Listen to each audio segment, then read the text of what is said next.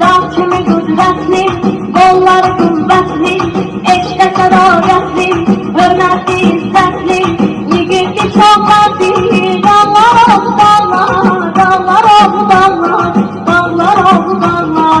Düşmənə bizzətli, dağlar oldu dağlar, dağlar oldu dağlar, dağlar oldu dağlar.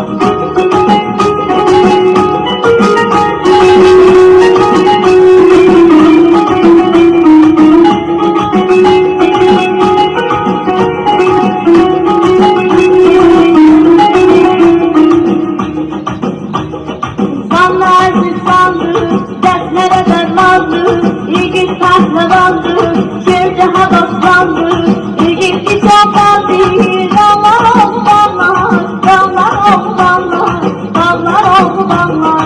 Düşmana binnetli, dağlar oldu dağlar, dağlar oldu dağlar, dağlar oldu dağlar.